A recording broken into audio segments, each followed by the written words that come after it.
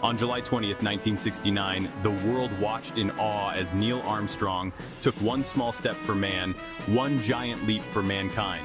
The Apollo 11 mission, a triumph of human ingenuity and courage, secured America's place in history as the first nation to conquer the lunar surface.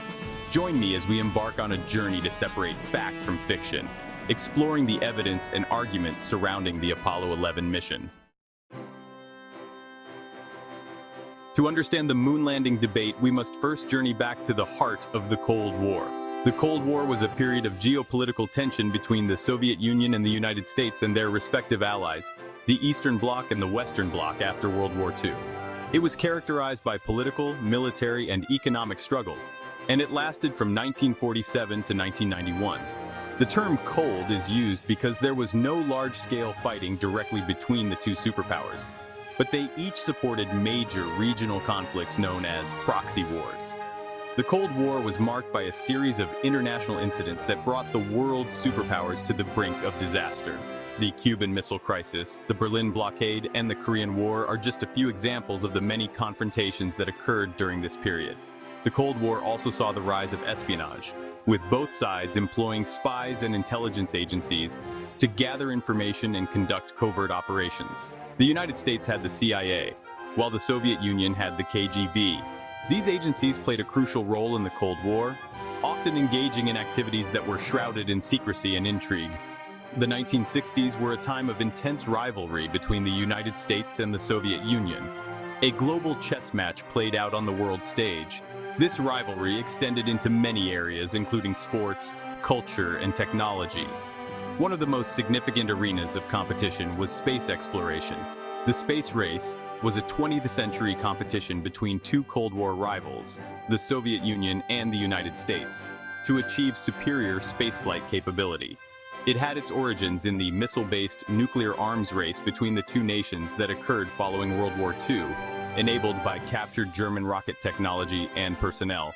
The technological superiority required for such supremacy was seen as necessary for national security and symbolic of ideological superiority.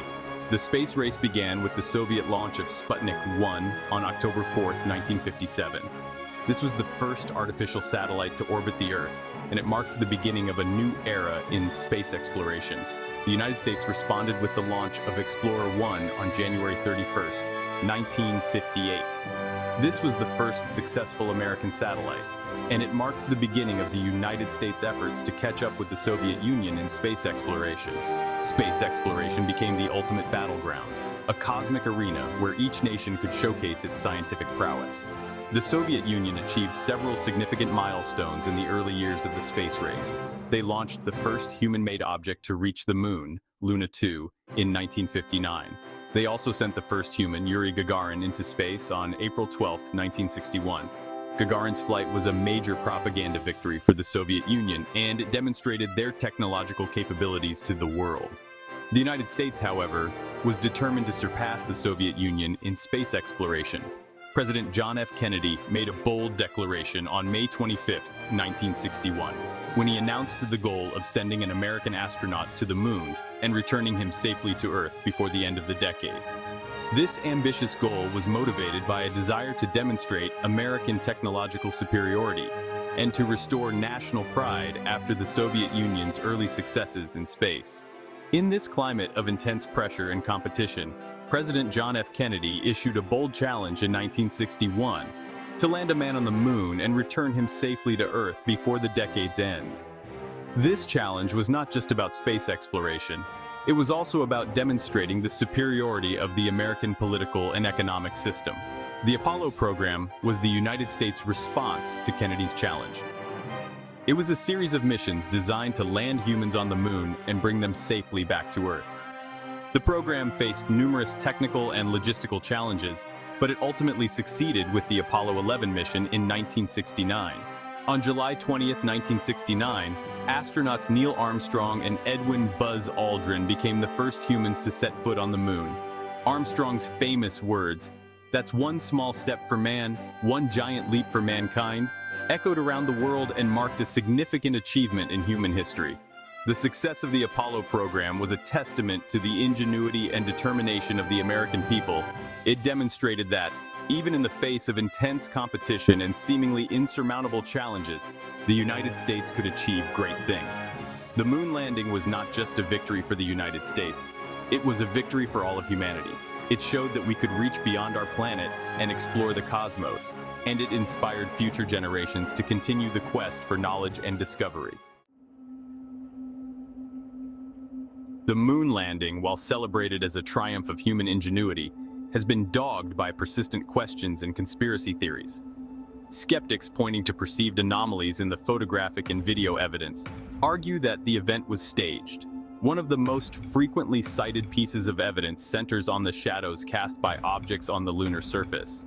However, a closer examination reveals a more plausible explanation rooted in the principles of perspective and topography. The visual record of the Apollo 11 mission, beamed back to Earth via grainy television signals and captured in iconic photographs, has become an integral part of our collective memory. Yet, these very images, intended to document humanity's triumph, have become a source of contention. Skeptics point to the clarity and composition of some images, arguing that they appear too perfect to have been taken in the challenging conditions of the lunar surface. However, this argument overlooks the extensive training and preparation undertaken by the Apollo astronauts. As we venture further into the realm of moon landing conspiracies, we encounter a claim that delves into the heart of space physics, the Van Allen radiation belts. Skeptics argue that these radiation belts would have been insurmountable obstacles for the Apollo astronauts. While it is true that the Van Allen belts pose a significant radiation hazard, this argument crumbles under the weight of scientific scrutiny. NASA, acutely aware of the risks posed by radiation, took extensive measures to mitigate the astronauts' exposure during the Apollo missions. One of the most enduring and easily debunked claims made by moon landing deniers centers around the American flag planted on the lunar surface. In photographs, the flag appears to be waving in the breeze, a seemingly impossible feat in the airless vacuum of space.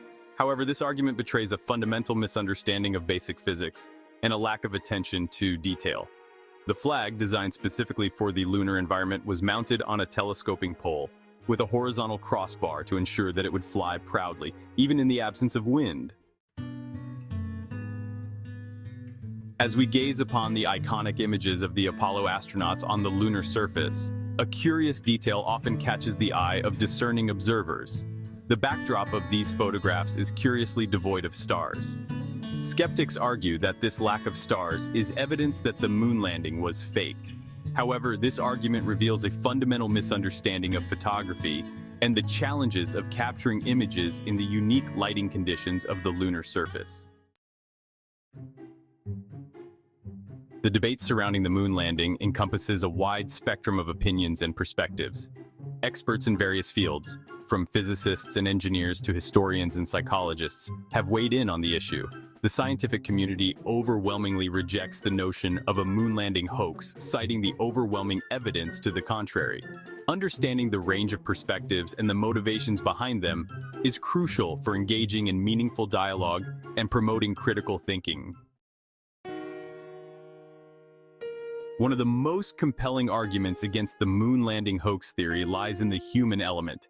The Apollo program involved the coordinated efforts of hundreds of thousands of people.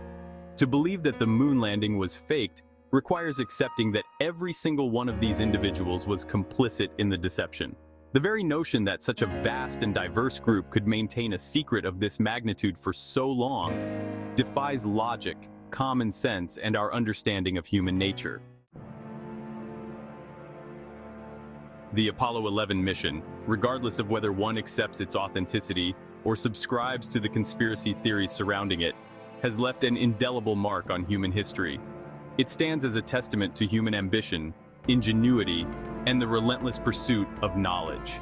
The technological advancements born out of the Apollo program have had a profound impact on our daily lives. Whether or not one chooses to believe in the moon landing, its impact on human history is undeniable. As we conclude our exploration of the moon landing and the enduring conspiracy theories surrounding it, one thing remains clear: the quest for truth is an ongoing journey. While the scientific community overwhelmingly accepts the moon landing as a real historical event, it is essential to approach such claims with a critical eye. The persistence of moon landing conspiracy theories serves as a reminder of the importance of media literacy and critical thinking skills. Embrace your inner skeptic, ask questions, demand evidence, and let the spirit of scientific inquiry guide your quest for truth.